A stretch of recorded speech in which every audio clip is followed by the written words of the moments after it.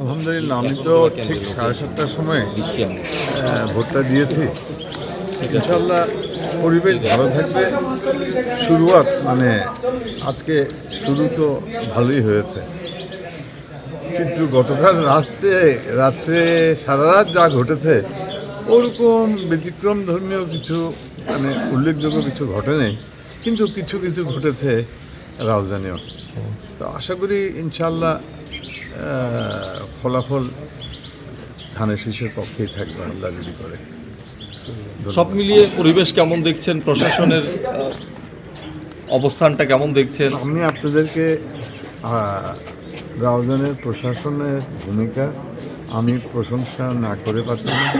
খুব ভালো, খুব ভালো। তারা রাত্রে 1টা-2টার সময় যখনই অভিযোগ এসছে প্রশাসন ওখানে হাজির হয়েছে, উপস্থিত হয়েছে এবং যথাযথ পদক্ষেপ নেওয়ার চেষ্টা করেছে। অর্থাৎ বিভিন্ন জায়গায় আপনার টাকা পয়সার ইয়েটা একটু বেশি দেখা যাচ্ছে, কেন জানি একটু ব্যতিক্রম। অতীতে যেরকম আমরা মহিলাদেরকে কোনো জনসভায় দেখিনি, এবার দেখেছি প্রত্যেকটা জনসভায় মহিলার উপস্থিতি বেশ ভালো ছিল, খুবই ভালো ছিল। এইবার একটু পয়সার খেলাটা কেন জানি একটু বেশি হচ্ছে। তো আমি সাধারণ নির্বাচনে কোনো সময় এটা আগে দেখিনি, এটা প্রথমবার।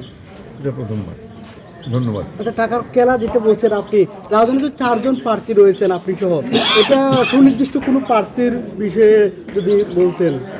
এটা আমার মুখ দিয়ে বের না করাটাই ভালো।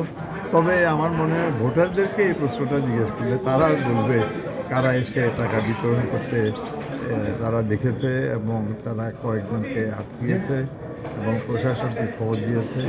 এটা আপনারা ভোটারদের থেকে, আমি তো কোথাও ছিলাম না, আমি কোনো কাউকে টাকা বিতরণ করতে আমি পাইনি, কিন্তু ভোটাররা পেয়েছে। আমি রাত্রে অনেক রাস্তায় খবর পেয়েছি থেকে বিভিন্ন জায়গায় এই ধরনের ঘটনা হচ্ছে। ভাইয়া, একটা জিনিস হচ্ছে যে ভোটাররা ভোট দিতে চায়, নির্ভয়ে ভোট দিতে চায়, সেক্ষেত্রে কেন্দ্রমুখী করতে ভোটারদেরকে, বিশেষ করে নারী প্রার্থীদের, আপনারা আসলে কি ধরনের উদ্যোগ নিয়েছেন? এখন পর্যন্ত কোনো আপনাদের পক্ষ থেকে কোনো অভিযোগ আছে? না, এখন পর্যন্ত আলহামদুলিল্লাহ কোনো আমার অভিযোগ নেই। মোটামুটি দেখছি যে কি মহিলাদের মুভমেন্টও আছে, আপনারা যে অন্যদিকে যান মহিলারাও আসতেছে এবং পুরুষদেরও মাত্র শুরু হলো, তো আপনার পুরুষ ভোটাররাও আসবে। আমি মনে করি এখানে একটা স্বতঃস্ফূর্ত ইয়ে হবে। ঠিক আছে, ধন্যবাদ।